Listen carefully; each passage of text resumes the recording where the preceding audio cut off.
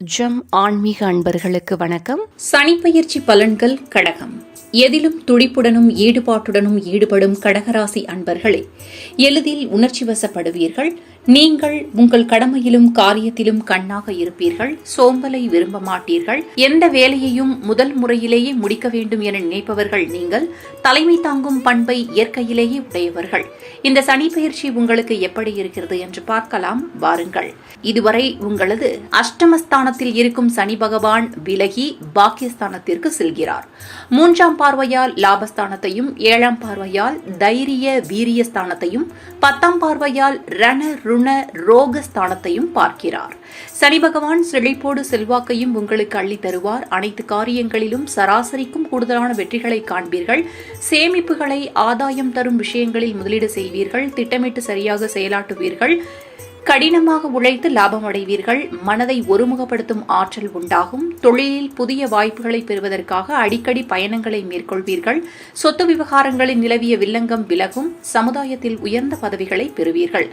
உங்களை மூத்த சகோதர சகோதரிகளுடன் இணைந்து செயல்பட வைப்பார். சிறிய முதலீட்டிலும் பெரிய வெற்றிகளை காண்பீர்கள். ஆதாயம் தரும் தொழில்களை தொடங்குவீர்கள்.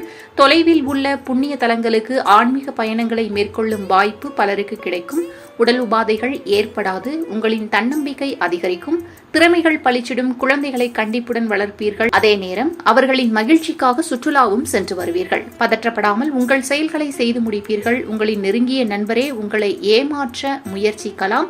இதனால் மனதில் குழப்பங்கள் சூழும். இதை முன்னெச்சரிக்கையாக எடுத்துக்கொண்டு உங்கள் ரகசியங்களை எவரிடமும் பகிர்ந்து கொள்ள வேண்டாம். உங்களின் கருத்துக்களை அனைவரும் ஏற்றுக்கொள்வார்கள். ஆனால் அவற்றை எச்சரிக்கையாக உணர்வுடன் வெளிப்படுத்துங்கள். மற்றபடி கடினமான வேலைகளையும் சுலபமாக செய்து முடிப்பீர்கள்.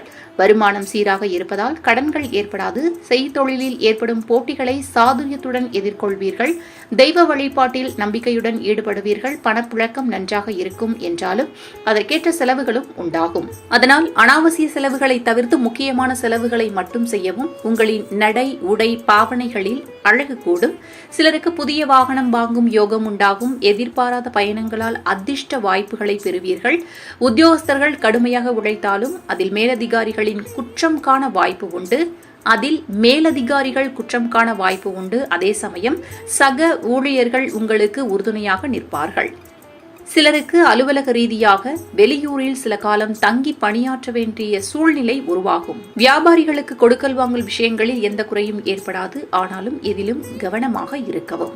அரசியல்வாதிகள் அனைவரையும் அரவணைத்து செல்வீர்கள். கட்சி மேலிடத்தின் கனிவான பார்வை உங்கள் மீது விழுந்து உங்கள் கோரிக்கைகள் அனைத்தும் நிறைவேறும். கலைத்துறையினருக்கு அனுகூலமான திருப்பங்கள் உண்டாகும். உங்கள் உள்ளத்தை உற்சாகப்படுத்தும். சக கலைஞர்கள் நட்புடன் பழகுவார்கள். அவர்களால் உங்களுக்கு புதிய வாய்ப்புகள் கிடைக்கும். ரசிகர் மன்றங்களுக்கு செலவு செய்து மகிழ்வீர்கள். அதே சமயம் சோம்பலுக்கு இடம் கொடுக்காமல் உங்கள் காரியங்களையும் செய்யவும். பெண்கள் இல்லத்தில் மகிழ்ச்சியாக காண்பீர்கள். கணவரிடம் பாசத்தோடு பழகுவீர்கள். புதிய ஆடை ஆபரணங்கள் வாங்கி மகிழ்வீர்கள்.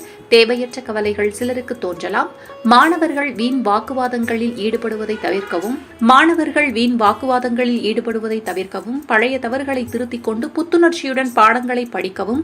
உங்களை மற்றவர்களுடன் ஒப்பிட்டு பார்த்து தாழ்வு மனப்பான்மையை வளர்த்துக் கொள்ள வேண்டாம்.